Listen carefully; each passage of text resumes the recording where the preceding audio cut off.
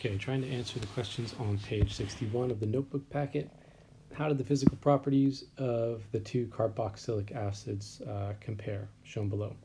So I can see that this one has COOH. Don't know why I just did that. That just makes it messy. Let's take that away. Whereas this one has this skeletal formula where each one of these little line segments represents bonds between carbons. So we've got H's sticking out all over the place here as well. So there's my scribbly drawing of it. Okay, so I can see that they both have this COOH. That I see oxygens, I see H-nuff bonds. I know they're both going to be polar, at least at the part where they have the COOH group, and they've got OH, so there's definitely hydrogen bonding, but they sort of have equal ability to hydrogen bond. So they both have hydrogen bonding, but that's not going to help me distinguish between the two because those two things are equal. They both have one OH group and one C to O bond. So the difference that really stands out is that the molecule on the right is significantly larger hydrocarbon part of the molecule. So much larger hydrocarbon. That means much more surface area. Okay, so that's kind of going to be the key thing that I see that's different about them. And now if I can tie that to intermolecular forces, I'll be able to answer the question. So with more surface area, I'm going to have more London forces. So really the key difference between these things is the amount of London forces that they have going on. More London forces will lead to greater boiling points, greater melting points, and it will lead to lower volatility. Not a property they ask about a ton, but it has to do with how much something evaporates, and that's inversely related to its IMF strengths. So more London forces, stronger intermolecular forces, it will evaporate less. Water solubility is a little bit trickier though, a little bit more nuanced. Both of these are capable of forming hydrogen bonds with water, but this one, which is much smaller, will be more water soluble. And that's because of its size, that water is capable of hydrogen bonding with it and hydrogen bonding with like a high percentage of the molecule. Whereas this other one, because it has a much larger hydrocarbon section, it's more non-polar overall, and it will mix less well with water. So this one is less soluble. So although they can both form hydrogen bonds with water,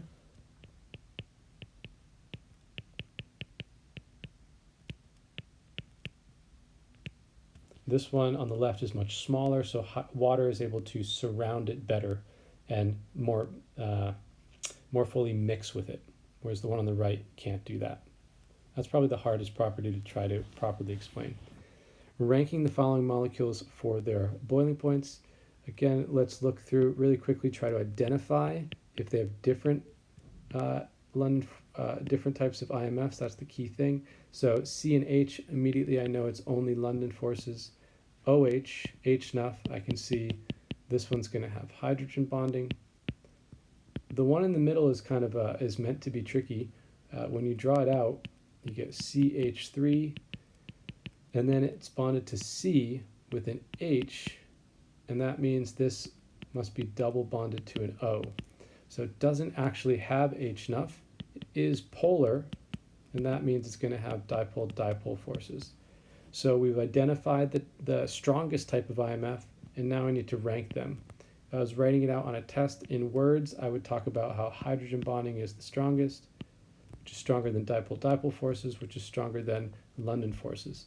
And therefore, I'd get the highest boiling point and middle and lowest over here. And so we've ranked them 1, 2, 3, and I've already done part B, which is to explain my answer with reference to the intermolecular forces. For these ones, the differences in boiling point here, well, I can see that this one has H-nuff, but I can see that this one has H-nuff. I'm a little stuck. They're also both 2 carbons long, so it's not really obvious what's different about them. So if I look more carefully, the one that's COOH as opposed to the one that is just OH, this one has more sites for hydrogen bonding because of that extra oxygen. So this one is going to have stronger hydrogen bonding, or more locations for hydrogen bonding. So it would have the higher boiling point as a result of that. So it's kind of a nuanced one. It's based on a rather minor detail, but you should be able to get to that.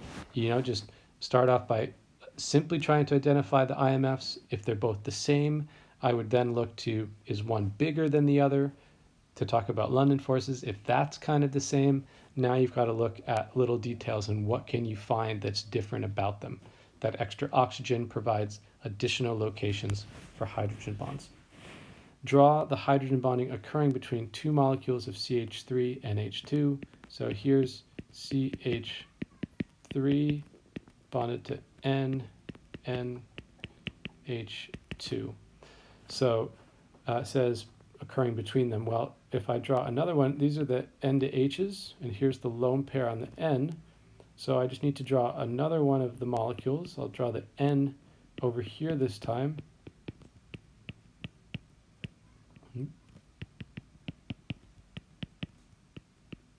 And so the hydrogen bond is between the two molecules. That's key.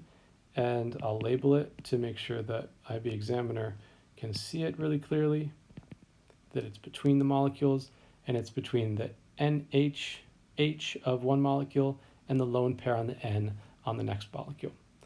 Okay.